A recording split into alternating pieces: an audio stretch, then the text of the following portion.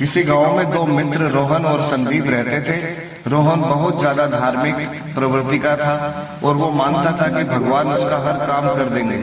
दूसरी ओर संदीप बहुत ज्यादा मेहनत करता था।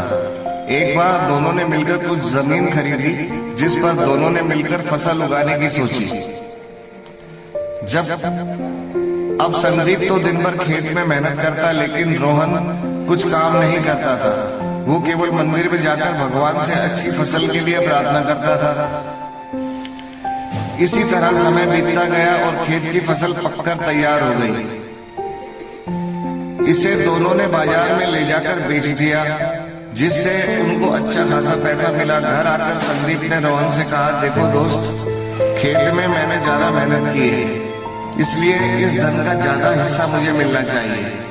संदीप की बात सुनकर रोहन बोला, नहीं नहीं, इस धन का ज्यादा हिस्सा मुझे मिलना चाहिए, क्योंकि मैंने ही अच्छी फसल के लिए भगवान से प्रार्थना की थी, तभी हमको अच्छी फसल हुई। मेरी प्रार्थना के बिना ये संभव नहीं होता। इसी बात को लेकर दोनों गांव के मुखिया के पास चले गए।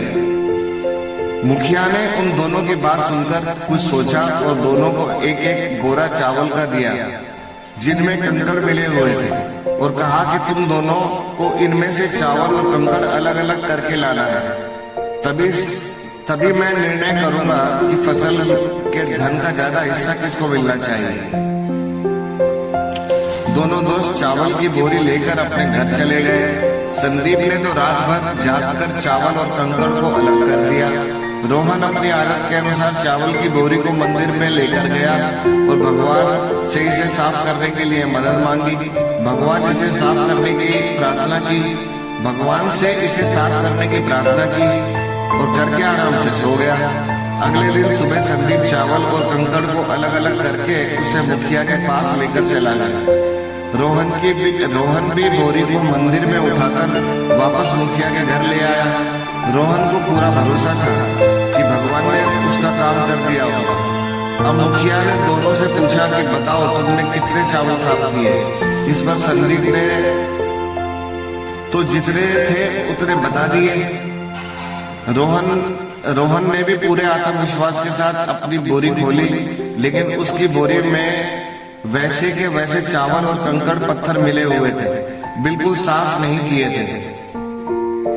अब मुखिया सारी बात समझ चुका था कि रोहन बिल्कुल मेहनत नहीं करता है, इसलिए अनाज के धन में भी कम हिस्सा मिलना चाहिए। गांव के मुखिया ने रोहन को समझाया कि भगवान भी तभी तुम्हारी मदद करता है जब तुम कड़ी मेहनत करते हो। हर काम में तुम भगवान के भरोसे बैठे रहोगे और मेहनत नहीं करोगे तो इस दुनिया में पीछे रह जाओगे। रोहन को मुखिया की बात समझ में आ चुकी थी।